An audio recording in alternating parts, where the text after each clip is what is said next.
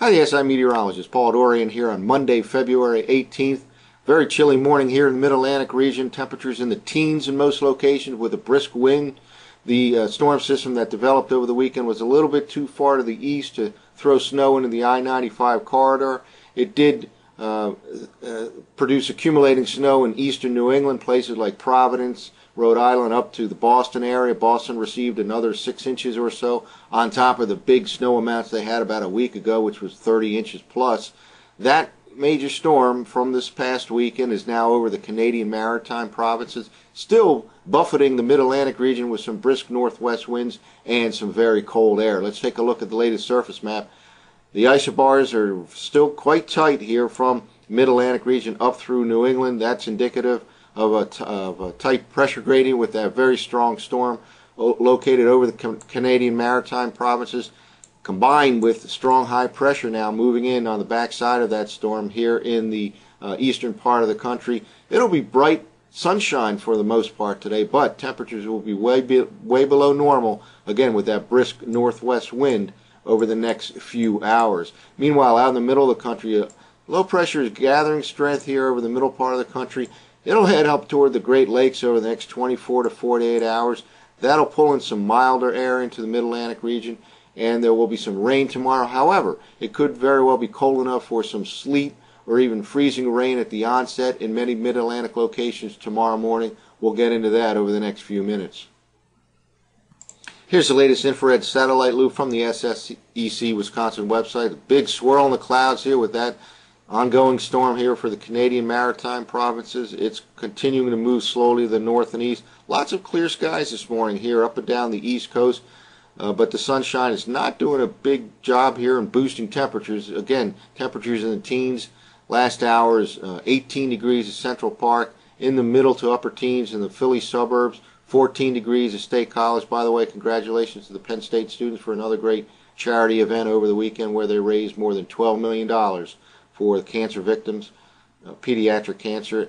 Meanwhile, clouds are gathering here over the upper part of the Midwest. This is associated with that strong cold front and that developing low pressure that will move well to the north and west of the Mid-Atlantic region, and that'll allow for some milder air to be pulled in to the northeast in time for the precipitation event on Tuesday. Again, it can be cold enough at the onset for some sleet and freezing rain, but the bulk of the precipitation tomorrow should be in the form of rain in the Mid-Atlantic region. Colder air pours in behind that front, and that'll reach the east on Wednesday and Thursday.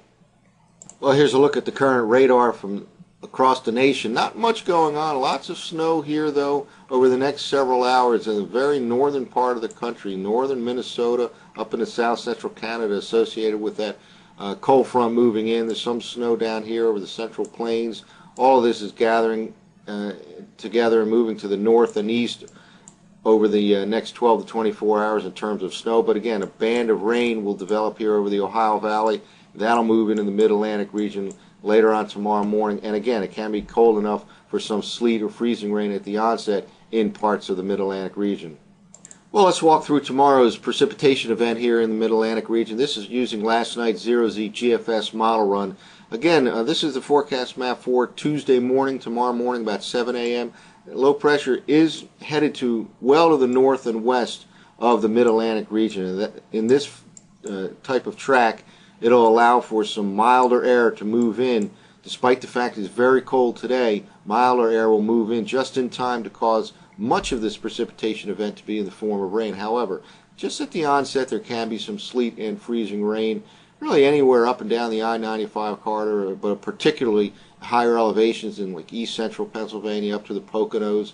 There can be some sleet and freezing rain at the start tomorrow, but the bulk of the precipitation event on Tuesday and into Tuesday evening should be in the form of rain along the I-95 corridor. Strong high pressure building behind it in south central Canada with a cold air mass coming in behind it, and that'll reach the east for Wednesday and Thursday. Let's jump ahead now 6 hours, and here's the forecast map for early tomorrow afternoon. Again, some colder air starting to move in after the initial burst of milder air comes in, especially in the upper part of the atmosphere. There's a little bit of precipitation in the form of rain here during the midday hours tomorrow, and then we'll jump ahead another 6 hours. This is now for tomorrow evening from last night's Zero-Z model run. By this time, most of the precipitation is now moving to the coast and places to the east. It's another kind of a quick mover here. Colder air is starting to come in. Can be a rain or snow shower tomorrow night, and then much colder air moves back into the region for Wednesday and Thursday.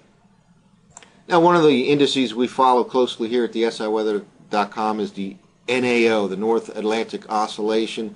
That kind of gives us an indication if there's a blocking pattern setting up way to the north here in the northern latitudes, places like Hudson Bay region of Canada or Greenland. The NAO right now is pretty straddling the zero line or the neutral line, but notice it drops over the next several days into negative territory, and that's suggesting that there can be a blocking pattern setting up in the upper part of the atmosphere. And what that tends to do is force some cold air into the U.S., and not only forces some cold air into the U.S., but it also helps keep sustained cold air, which is a crucial ingredient, of course, to snow. And the late week system that we may be dealing with, that looks like it'll crisscross the country from California all the way to the east around the latter part of the week, could very well be influenced by this negative NAO, or the blocking pattern setting up in the atmosphere. And we'll kind of talk about that over the next couple of minutes here. Well, this is a forecast map for Friday night. This is the late week event now we're jumping to.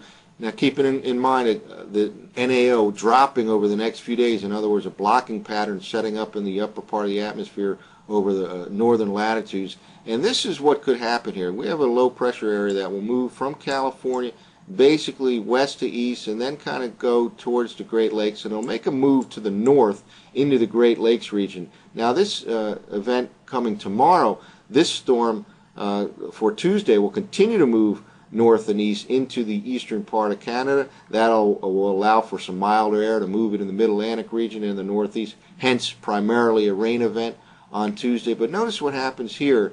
This is the forecast map for Friday evening. This initial low does go to the Great Lakes, but it kind of grinds to a halt here late in the week. Strong high pressure, again, reflective of a blocking pattern in the upper atmosphere. Here's Hudson Bay right here, Greenland just to the north here. This is not an atypical pattern here when you have a negative NAO or a blocking pattern, i.e. a very strong high pressure system in eastern Canada. So what will happen? This will grind to a halt, weaken, and another low will start to take shape much farther to the south here over the southeastern U.S. Let's jump ahead now shortly after this time. And here's the forecast map from last night's Zero-Z model run for Saturday morning. At this time, low pressure now is developing over the Carolinas. That initial low just grinds to a halt here over the Great Lakes, and it just weakens here, and on secondary takes over near the Carolina coast. Very strong high pressure, cold high pressure sitting here, again reflective of a blocking pattern or a negative NAO. Sitting here over eastern part of Canada. So this secondary will take over, and that increases the chances for some frozen precipitation in the Mid-Atlantic region because of this negative NAO that's setting up this week. So we'll continue to monitor this, the threat for some frozen precipitation Friday into Saturday time frame. But for tomorrow, mainly a rain event, although there can be some sleet or freezing rain briefly at the onset. Stay tuned to the SIweather.com. That's it for now. I'm the SI meteorologist, Paul Dorian.